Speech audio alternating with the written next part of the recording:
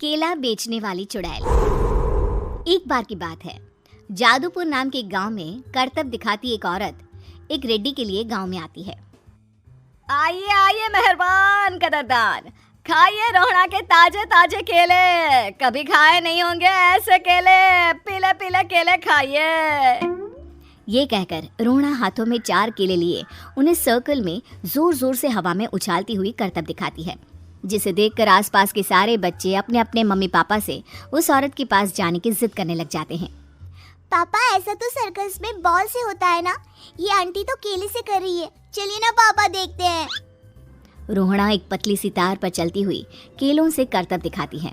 आते जाते सभी लोग बाहर रुककर उसके करतब देखते हैं और वाह वाही करते नहीं थकते। जैसे ही एक आदमी पास आकर उसे पैसे देने लग जाता है, तब वो कहती है, अरे नहीं नहीं साहब, मैं करतब तो बच्चों के मन को बहलाने के लिए करती हूँ, धंधा तो मेरा केले का है। पीछे देखो मेरी रिड्डी, जो भी मेरे केले खाएगा मेरी तरह चुस्त दुरुस्त और तंदुरुस्त हो जाएगा। पता चलता है क्या कि मेरी उम्र 55 की है। अरे पर ऐसे ठंड के मौसम में कोई केला क्यों खाएगा?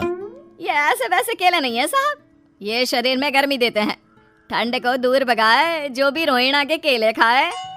पापा अगर मुझे केले नहीं मिले तो मैं घर नहीं जाऊंगी। तभी उसके पापा कहते हैं कि बेटा केले ठंड में कभी गर्मी नहीं देते, ये सब कहने की बातें हैं, सामान बेचने का तरीका है इनका। पर पिंकी नहीं मानती।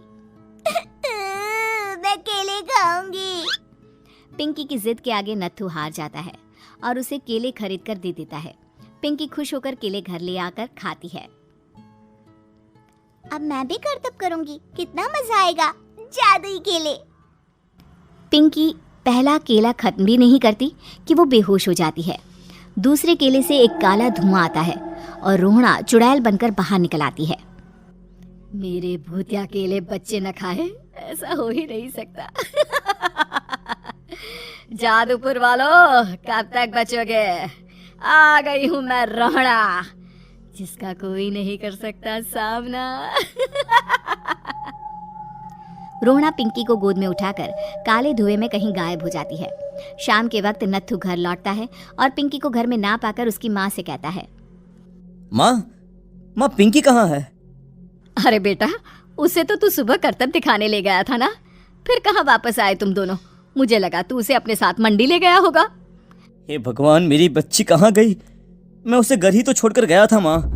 नत्थू गांव के घर कोने में अपनी बेटी को ढूंढता है, पर उसे वो कहीं नहीं मिलती। परेशान होकर आखिर रो रो कर नत्थू हिम्मत हार कर घर लौट आता है। अगली सुबह रोहड़ा फिर से करतब दिखाने आती है और इस बार पिंकी की तरह रोनी केले खरीद लेता है। 50 रुपए दिए थे पापा ने, सारे पैसों की मैंने केले खरीद लिए हैं। अब मैं भी आंटी की तरह ही करतबबाज बन जाऊंगा। यही सोचते हुए रोनी केले खाता है और पहला अकेला केला आधा खत्म भी नहीं करता कि चुड़ैल उसके सामने आ जाती है। मेरे साथ चलने का समय आ गया है रोनी। ये तो बस शुरुआत है, अब इस गांव के सारे बच्चे धीरे धीरे मेरे कब्जे में होंगे, एक बच्चा भी नहीं बचेगा।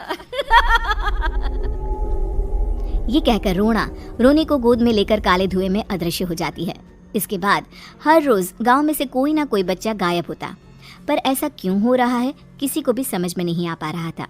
रोज की तरह अपनी बेटी पिंकी की तलाश में नत्थू गांव के एक तालाब के पास बैठा रो रहा था। कहाँ गई मेरी पिंकी? शकुंतला के जाने के बाद एक वही तो मेरा सहारा थी।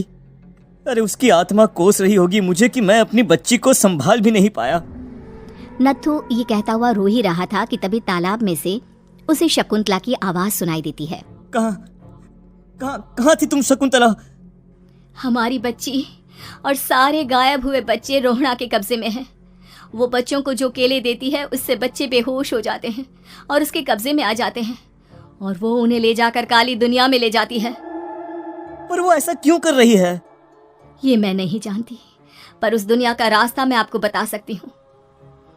जहाँ ये नदी खत्म होती है वहाँ एक केले का पेड़ है, उसके नीचे एक दरवाजा है, वहीं से रास्ता जाता है उस दुनिया का। ये कहकर शकुंतला की आत्मा गायब हो जाती है। गांव के सभी लोग झुंड बनाकर उसी रास्ते से काली दुनिया में चले जाते हैं और वहाँ देखते हैं कि सारे बच्चे वहाँ काम कर रहे थे। पापा मुझे ले चलो यहाँ से। पापा पापा सभी बच्चे अपने मम्मी पापा से लिपट जाते हैं। तो तुम लोग यहाँ तक आ गए? क्यों हमारे बच्चों को पकड़ लिया तूने? तुझे शिकार ही बनाना है तो ले, हम सब आ गए हैं, हमें खा ले। नहीं, मुझे बच्चे चाहिए, मेरे बच्चे के बदले तुम लोगों के बच्चे। क्या मतलब? मैं इसी गांव में रहने वाली एक औरत थी। केले की चोरी के इल्जाम में मेरे बेटे को गांव वालों ने इतना मारा कि वो मर गया। उसी दिन मैंने ठान लिया कि गांव वालों का भी वही हाल करूंगी। कुछ दिन बाद बेटे के चले जाने के दुख में मैं भी मर गई और मेरी भटकती आत्मा एक चुड़ैल बन गई। और फिर मैंने बदला लिया तुम सबके बच्चे छीनकर। बर्दाश्त नहीं कर पाए ना? सोचो मुझ पर क्या बीती होगी। हमें माफ कर दो रोना, पता नहीं ये किसकी गलती थी, पर हम सभी माफी मांगते हैं। हमारी खुशियां लौटा दो, तुम भी तो एक माँ हो। गांव वालों की बात सुनकर रोना का मन पिघल जाता है और वो बच्चों को छोड़ देती है। उसके बाद काली दुनिया बच्चों के लिए जादुई दुनिया बन जाती है। अब कोई भी कभी भी वहां आ जा सकता था।